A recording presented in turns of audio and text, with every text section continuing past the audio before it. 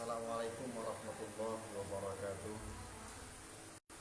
Bismillahirrahmanirrahim. Alhamdulillahirabbil alamin. Wa bihi nasta'in ala umuri dunya waddin. Asyhadu an la ilaha illallah wahdahu la syarika lah. Wa asyhadu anna Muhammadan abduhu wa rasuluh. Allahumma shalli ala sayyidina Muhammadin al-fatih lima ughliqa wal khatim lima sabaqa nasiril haqqi bil haqq wal hadi ila siratikal mustaqim wa ala alihi haqqa qadrihi wa miqdarihi al-azim. Amma ba'd. Para bapak, para ibu, saudara-saudara sekalian yang dirahmati oleh Allah Subhanahu wa taala, alhamdulillah wa syukrulillah, pada siang hari ini kita masih diberikan karunia oleh Allah Subhanahu wa taala berupa fadl rahmat Allah Subhanahu wa taala yang melimpah kepada kita sekalian, sehingga pada siang hari ini kita bisa berjumpa, bersilaturahmi dalam kegiatan yang biasa kita laksanakan, yakni kajian Kitab Wasiyatul Mustafa, yang insyaallah kajian ini akan memberikan manfaat kepada kita sekalian untuk diketahui dan kita aplikasikan dalam kehidupan kita sehari-hari. Semoga Allah Subhanahu wa taala senantiasa melimpahkan ridha dan barakahnya kepada kita sekalian. Shalawat dan salam marilah kita curahkan kepada junjungan baginda Nabiullah Muhammad sallallahu alaihi wasallam, pada para sahabat, para keluarga, para pengikut, dan semoga tercurah pula kepada kita sekalian umatnya. Amin amin ya rabbal alamin. Para jamaah sekalian yang dirahmati oleh Allah Subhanahu wa taala, kita akan melanjutkan kajian Wasiyatul Mustafa. Bismillahirrahmanirrahim. Ya Ali yusalli bil laili walau kahal bisyatin fal musalli bil laili ahsanu wajhan. Nabi Muhammad sallallahu alaihi wasallam dawuh bersabda kepada Sayyidina Ali karramallahu wajhah, wahai Ali, salatlah di waktu malam, walaupun melakukan sholat malam itu hanya sebatas seperti menyembelih kambing. Karena orang yang sholat di waktu malam itu adalah orang yang wajahnya berseri-seri, atau menjadi orang yang paling baik wajahnya. Di dalam hadis ini adalah merupakan perintah Nabi Muhammad SAW kepada Sayyidina Ali, yang bisa kita aktualisasikan pula dalam kehidupan kita sehari-hari. Perintah ini sifatnya bukan perintah yang akhirnya menjadi sesuatu yang wajib, tetapi ada penekanan. Maka di sini termasuk ke dalam sunnah yang muakkadah. Sholatul lail atau biasa kita sebut dengan sholat tahajud, banyak sekali manfaatnya buat kita semuanya ketika kita melakukannya. Banyak sekali faidah-faidah, banyak sekali fadilah yang bisa kita rasakan ketika kita melaksanakan sholatul lail tersebut. Di sini dijelaskan bahwa orang yang biasa melaksanakan sholatul lail, maka wajahnya akan berseri-seri, wajahnya akan bersinar. Ini adalah merupakan satu keistimewaan yang diberikan oleh Allah Subhanahu wa taala kepada umat Kanjeng Nabi Muhammad sallallahu alaihi wasallam yang melaksanakan salat sunnah tahajud. Di dalam sebuah hadis dijelaskan, ruwiya 'anin Nabi sallallahu alaihi wasallam, ruwiya 'anin Nabi alaihi salatu wassalam, man shalla shalawatil khamsi ma'al jama'ati falahu khamsatu asya'a. Al-awwalu la yusibuhu faqrun fid dunya Watsani yarfa'ullahu 'adzabal qabri. Watsalitsu yu'ta kitabahu biyaminih. Warabi'u yamurru 'ala as-sirati kal barqil khatif. Wal khamisu yudkhiluhu Allah ta'ala al-jannata bila hisabin wala 'adzab. Diriwayatkan dari Nabi Muhammad sallallahu alaihi wasallam, beliau menyatakan, bersabda, man shalla salawatil khamsi ma'al jama'ati, barang siapa yang salat 5 waktu bersama jamaah, artinya berjamaah, falahu khamsatu asya'a, maka bagi orang tersebut dia akan mendapatkan 5 perkara. Ini adalah merupakan keutamaan bagi orang yang bisa istiqomah untuk melaksanakan sholat secara berjamaah. Di samping itu ada sebuah kekuatan yang ditunjukkan oleh umat Islam tatkala bisa semuanya umat Islam melaksanakan ibadah sholat yang 5 waktu ini dengan berjamaah. Kelihatan semakin semarak, kelihatan semakin guyup, kelihatan semakin ada kekuatan yang muncul di dalam umat Islam tersebut. Tetapi tatkala jamaah ini kemudian sedikit, tatkala jamaah ini kemudian tidak ada orangnya, maka Islam bisa terlihat dari jamaah tersebut. Artinya jamaah ini menjadi sebuah parameter bagi kekuatan Islam. Kalau misalkan umat Islam saling menyadari, lalu kemudian kita melaksanakan sholat berjamaah secara terus menerus, paling tidak bagi kaum laki-laki yang melaksanakannya, maka masjid akan ramai, maka musola akan ramai. Dan ini bisa dibuktikan dengan munculnya sebuah keistimewaan bagi umat Islam. Umat Islam semakin syiar, dan orang-orang bisa melihat tatkala jamaah itu kemudian banyak. Dan orang yang jamaah ini memiliki keistimewaan yang diberikan oleh Allah Subhanahu wa ta'ala. Yang pertama adalah la yusibuhu faqrun fid dunya. Orang yang berjamaah tidak akan mendapatkan kefakiran di dunia. Artinya orang yang berjamaah dia tidak akan menemukan kefakiran. Secara ekonomi normal, secara mendapatkan kebutuhan sehari-hari, sandang, pangan, papan, ketika kita melaksanakan sholat berjamaah, insya Allah akan dimudahkan oleh Allah Subhanahu wa ta'ala dalam urusan ekonominya. Yang kedua adalah yarfa'ullahu azabal qabri. Allah akan mengangkat siksa kubur bagi orang yang senantiasa berjamaah.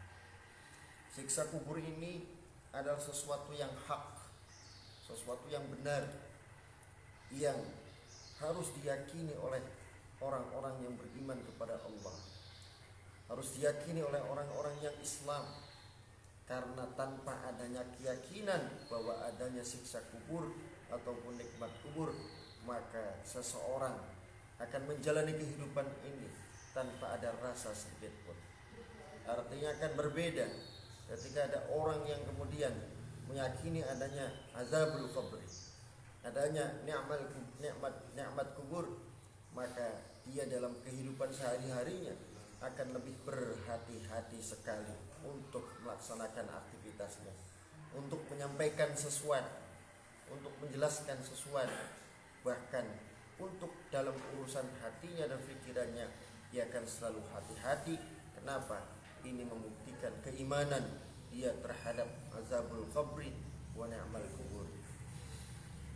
Nah, orang-orang yang senantiasa berjamaah, melakukan sholat dengan berjamaah, maka dia akan mendapatkan keistimewaan.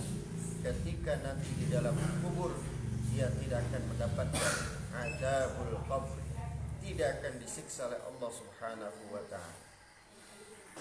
Wa tsalitsu yu'ta kitabahu biyaminih. Yang ketiga adalah akan menerima kitab, buku catatan amalnya, maka menerimanya akan dengan menggunakan tangan kanannya. Seperti kita ketahui bahwa yang namanya manusia kelak sesudah yaumul akhir, Allah Subhanahu wa taala akan membangkitkan dari kuburan yang disebut dengan yaumul ba'ats, dibangkitkan oleh Allah Subhanahu wa taala, kemudian dikumpulkan di yaumul mahsyar, kemudian ditimbang amal perbuatannya di yaumul mizan, dan kemudian pada akhirnya manusia akan mendapatkan buku catatan-catatan amalnya dari pertama kali dia menjadi seorang yang mukallaf, menjadi orang yang taklif, dibebani hukum oleh Allah Subhanahu wa taala, sampai dengan meninggalnya akan diberikan catatan-catatan kehidupannya. Dan orang yang senantiasa berjamaah dijanjikan oleh Allah Subhanahu wa taala, Nabi Kanjeng Nabi Muhammad SAW, dia akan menerima buku catatan amal itu dengan tangan kanannya. Artinya tatkala dia menerima buku catatan amal itu dengan tangan kanan, maka dia akan masuk ke dalam surga. Ketika dia menerima buku catatan amal itu dengan tangan kirinya, maka dipastikan orang itu tidak akan selamat, artinya masuk ke dalam neraka. Warabi'u yamurru 'ala surati kal barqil khatif.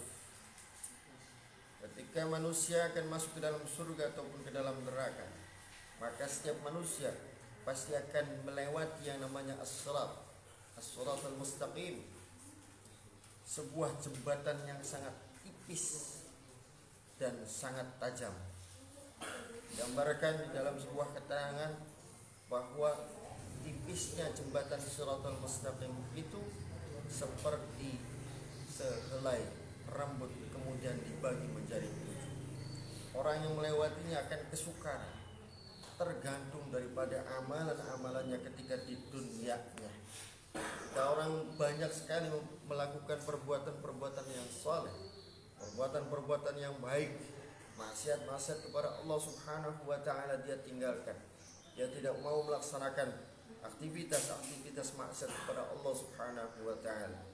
Dan dia tidak pernah kufur, tidak pernah ingkar kepada Allah, tidak pernah musyrik, maka dia dipastikan akan melewati Shiratal Mustaqim itu atas dasar keselamatan dari Allah Subhanahu wa taala, akan dimudahkan melewati Shiratal Mustaqim.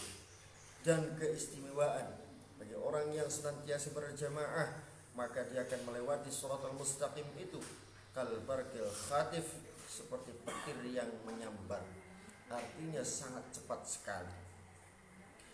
Wal khamisu yudkhiluhu Allah taala al jannata bila hisabin wala azabin.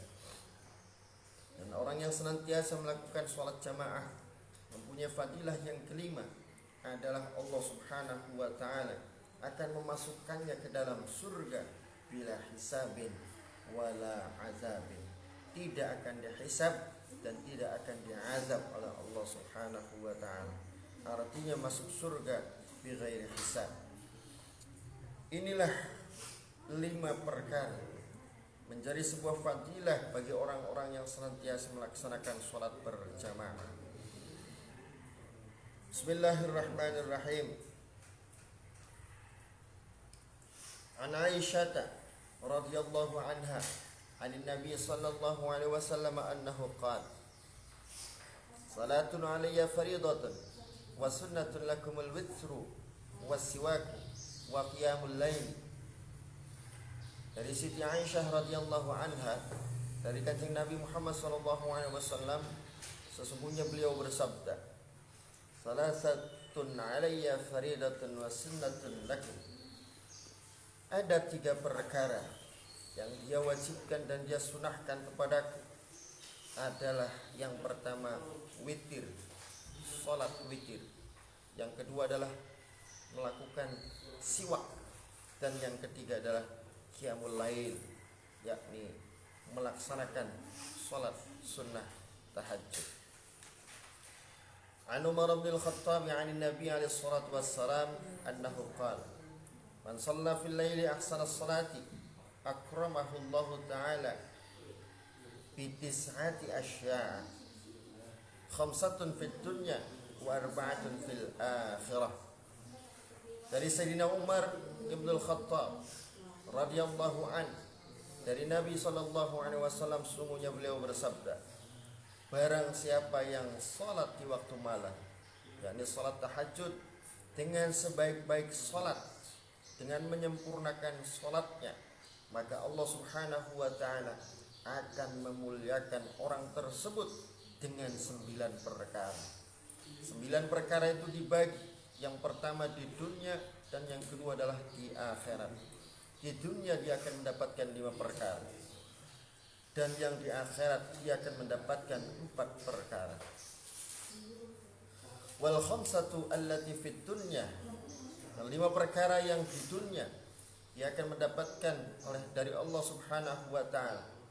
Yang pertama adalah yahfazuhullahu minal afat. Yang pertama, Allah Subhanahu wa taala akan senantiasa menjaga orang tersebut minal afat, daripada musibah-musibah bencana. Wa yadhharu athar ta'ah fi wajhihi.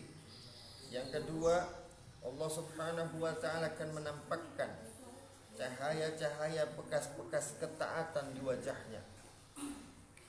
Wa yuhibbuhu qulubu ibadihi shalihin wan nasi ajma'in.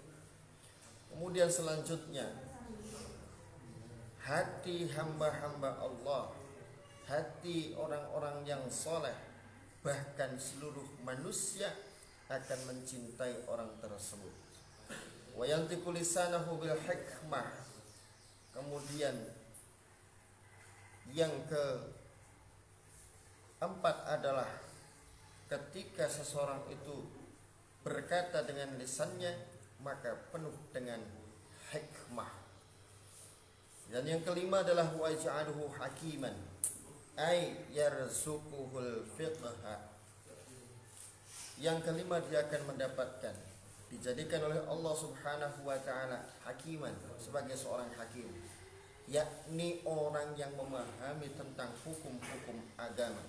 Artinya dia akan diberikan rizki oleh Allah Subhanahu wa taala, orang yang memahami tentang ilmu fiqih. Wal arba'atul lati fil akhirah. Kemudian yang keempat, 4 perkara yang dia akan didapatkan di dalam akhirah adalah yang pertama, yuhsyaru minal qabri, akan dibangkitkan, dikumpulkan dari kubur, al-baydul wajhi, dengan kondisi wajahnya yang putih berseri-seri. Wa yassaru alaihi al-hisab, kemudian dia akan dimudahkan oleh Allah Subhanahu wa taala al-hisab, sebuah perhitungan amal dari pertama kali dia menjadi orang yang balik sampai kemudian dia meninggal dunia. Wa yamurru ala sholati kal barakil khatif. Yang ketiga adalah dia akan mendapatkan, Allah menjadikan dia orang-orang yang melewati sholatul mustaqim seperti petir yang menyambar. Wa yu'ta kitabuhu biyaminih yaumal qiyamah. Dan yang keempat, yang terakhir adalah keistimewaan ketika di dalam akhirat nanti dia akan menerima buku catatan amalnya dengan menggunakan tangan kanannya. Ma'asyiral muslimin wal muslimat, dimanapun berada, ini adalah merupakan keistimewaan bagi orang-orang yang senantiasa melaksanakan sholatul lail, sholat di waktu malam, di mana ketika orang semuanya banyak yang tertidur, dia kemudian bangun untuk melaksanakan sholat malam. Bismillahirrahmanirrahim. Ya Aliyu, idza kabbarta lis-sholati fafarrij asabi'aka warfa' yadayka hasfa wankibaika. Wa idza kabbarta fadha' yaminaka 'ala shimalika tahta surratika. Wa idza raka'ta fadha' yadayka 'ala rukbatika wa farrij baina asabi'ika. Wahai Ali, idza kabbarta lis-salat, apabila engkau takbiratul ihram, mengucapkan takbir untuk melaksanakan salat, fafarrij asabi'aka, maka tangannya itu dibuka, jangan ditutup. dibuka. Kalau istilah Jawa, istilah Cirebon, dijeber. Jadi ketika takbir maka tangannya itu dibuka. Warfa' yadaika, kemudian mengangkat kedua tanganmu, hasba mankibaika,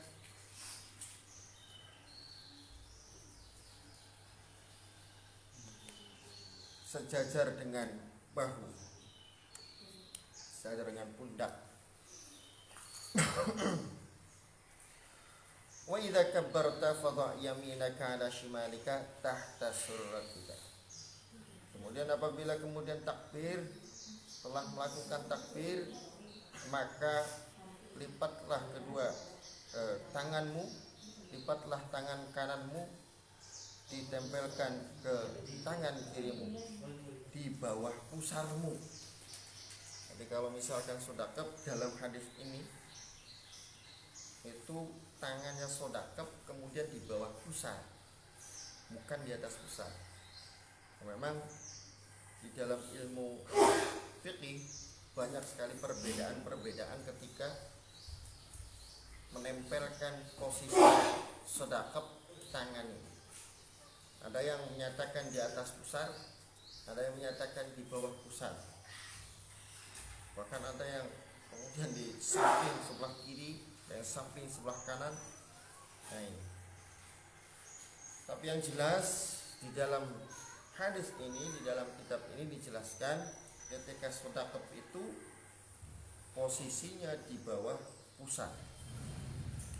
Wa idza raka'ta, kemudian apabila engkau rukuk, fadha' yadaika 'ala rukbatika, kemudian tempelkanlah kedua tanganmu di atas lututmu. Wa farriz baina asabi'ika, dan kemudian di posisi lutut itu posisi tangan dibuka, bukan ditutup. Nah, ini adalah sebuah ajaran dari Kanjeng Nabi Muhammad SAW tentang mekanisme melaksanakan sholat. Masyaallah muslimin wal muslimat, hadanallahu wa iyyakum. Mudah-mudahan Allah Subhanahu wa taala senantiasa melimpahkan taufik dan hidayahnya kepada kita sekalian. Dan kita diberikan oleh Allah Subhanahu wa taala sebagai hamba, orang-orang yang senantiasa taat kepada Allah Subhanahu wa taala, menjauhi dari perbuatan-perbuatan maksiat. Dan mudah-mudahan Allah Subhanahu wa taala mengumpulkan kita semuanya kelak di yaumul akhirah menjadi orang-orang yang selamat dan dimasukkan ke dalam surga yang penuh dengan kenikmatan. Sekian saja yang dapat saya sampaikan, mudah-mudahan bermanfaat buat kita semuanya. Al-afwu minkum wallahu muwaffiq ila aqwamit thoriq. Wassalamualaikum warahmatullahi wabarakatuh.